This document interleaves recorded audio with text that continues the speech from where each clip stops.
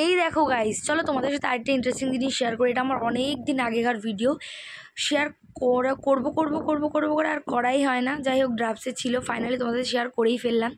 তো ফার্স্টে দেখো তোমাদের সাথে একটা রেসিপি শেয়ার করছি। ফার্স্টে কিন্তু আমি চিনিটা মিক্সিং জারে নিয়ে নিয়েছি। তারপরে এতে দিয়ে দেবো একটু সাদা তেল। তো তারপরে তার সঙ্গে মিশিয়ে দেবো একটু রিফাইন্ড অয়েল, একবারই রিফাইন্ড অয়েল। তো চিনির ওপরে রিফাইন্ড অয়েলটা ঢেলে দিলাম।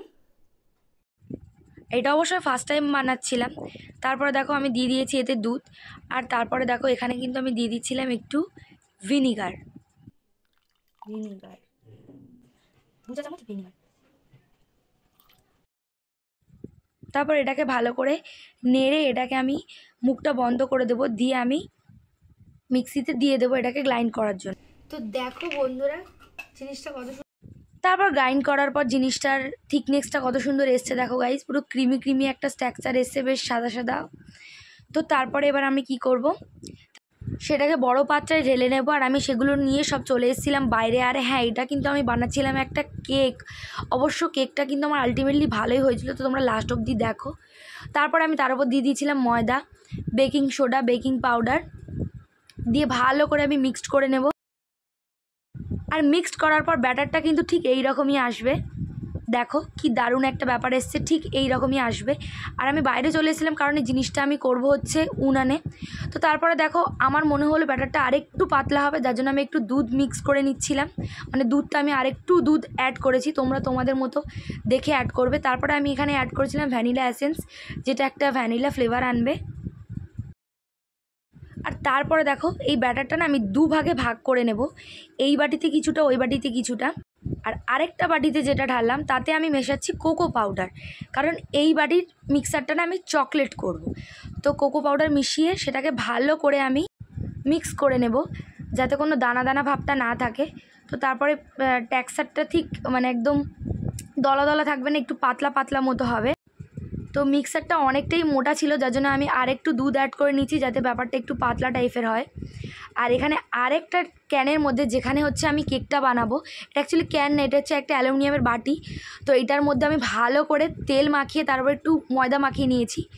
এইবারে দেখো যে বাটিতে সাদা মতো ব্যাটারটা রেখেছিলাম সেটা একটু দেব, চকলেট একটু দেব, আবার রিপিট করব, সাদা একটু দেবো ওর ওপরে, আবার চকলেটটা তার ওপরে একটু দেব।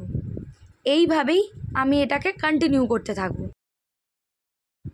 হ্যাঁ, এটা একটু টাইম বেসিস, অনেকটাই টাইম লাগবে, তবে করতে করতে ব্যাপারটা ঠিক এরকম ধরনের হবে, একবার সাদা একবার চকলেট। বা তো তোমরা যদি চকলেটটা নিচে দিতে চাও সেটাও দিতে পারো, বাট ঠিক এরকম আস্তে আস্তে সাবধানে একটার ওপর আরেকটা করে দিতে হবে। এরকম করে বেশ অনেকটা করতে হবে। দেখো আমার ফাইনালি গাইস পুরোটা করা হয়ে গেছে। এটা একটু ধ্যান করে করতে হবে। এখানে আমি একটা টুথপিক নিয়েছি, সেটা দিয়ে আমি ডিজাইন করে দিচ্ছি কোণা থেকে ধরে। আর এইটা কিন্তু আমি একটা দিদির ভিডিও থেকে দেখে করেছিলাম। তো আমার খুবই ভালো হয়েছিল কেকটা, টেস্টটাও খুব সুন্দর হয়েছিল, আর আমি আনতেও পেরেছিলাম ব্যাপারটা ঠিক। তো তোমরা বাড়িতে একবার হলেও ট্রাই করো। ডিজাইনটা করার পর কি সুন্দর দেখতে লাগছে না? তারপর আমি কড়াতে কিন্তু বালি দিয়ে গরম করে নিচ্ছি উনুনে বসে। আর এখানে কিন্তু আমার ঠাম্মা বসিয়ে দিয়েছে, আমি এটাকে ওই বালির ওপরে বসিয়ে দেব। তো বালির ওপর বসিয়ে দেওয়ার পর জিনিসটা এরকম দেখতে লাগবে। এইবার দেখো ব্যাটার আমার অনেকটাই বেশি ছিল, যার কারণে আমি এখানে আমার একটা কেকের ফাঁকা একটা কাগজের বক্স ছিল, সেটার মধ্যে আমি ভাবলাম যে আরেকটা কিছু করা, যেটা কিন্তু আমি মন থেকেই করেছি, মানে আমার বুদ্ধি আর কি।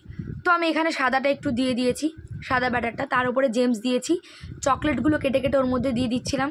মানে একটু লাভা কেক টাইপের তৈরি করতে চেয়েছিলাম, বাট হয়তো পুরোপুরি হয়নি, কিন্তু ব্যাপারটা কিন্তু এসছিল। তার ওপর দিয়ে আমি চকলেট দিয়ে দিয়েছিলাম, চকলেটের ব্যাটারটা।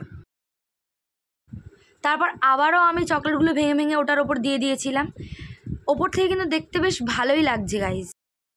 তারপর আবার আমি তার উপরে সাদা দিয়ে দিয়েছিলাম, তারপর আবার চকলেট দিয়ে দিয়েছিলাম। এইগুলোই করছিলাম, করে আমি পুরো বাক্সটা পুরো ভর্তি করে দিয়েছিলাম। আর এইটা ছিল কিন্তু আমার ফাইনাল লেয়ার, যেটার ওপরেরটা ছিল চকলেট, আর তার ওপরে দিয়ে দিয়েছিলাম অনেকগুলো ডেয়ারি মিল্ক আর অনেকগুলো চকলেটের কুচি। তো এই কেকটা দেখো, কেকটা কিন্তু আমার হয়ে গেছে। কেকটা কিন্তু খুবই স্পঞ্জি হয়েছিল। আর এই দেখো গাইস, ভেতরটা দেখো কাটার পরে গাইস, দারুণ এসছিল কিন্তু ব্যাপারটা। আর হ্যাঁ, এটা কিন্তু আমি প্রেশারের মধ্যে দিয়ে করেছিলাম, প্রেশারের মধ্যে দিয়ে। তো এটাও কিন্তু দারুণ এসেছিল, ওপরটা কি সুন্দর ফেটে গেছে দেখো গাইস, আর এর ভেতরটা পুরো ক্রিমি ক্রিমি, এটা কাটলে পুরো চকলেট পড়ছিল। এই দেখো তোমাদেরকে আমি দেখাচ্ছি। তো এটাকে এবার আমি তোমাদেরকে কেটে দেখাবো। জাস্ট গাইস দেখো ডিজাইনটা এত সুন্দর আসবে না, আমি নিজেও ভাবতে পারিনি। আর কি সুন্দর স্পঞ্জি একটা ব্যাপার এসেছিলো। এখানে দেখো বোন কিন্তু কাট করে নিচ্ছে। তো এখানে দেখো কাট করার পর, হ্যাঁ আমার এই ধারের দিকটা না একটুখানি পুড়ে গেছিলো, কারণ আমি ঠিক করে নামাতে পারিনি। আর এখানে দেখো বোন খেয়ে রিভিউটা দেবে। রিভিউ দেখে বুঝতেই পেরেছি যে কেকটা খেতে কতটাই ভালো হয়েছিল, আর আমিও খুব স্যাটিসফাই ছিলাম যে করে কেকটা। তো তোমাদের কেমন লাগলো অবশ্যই জানাতে ভুলো না।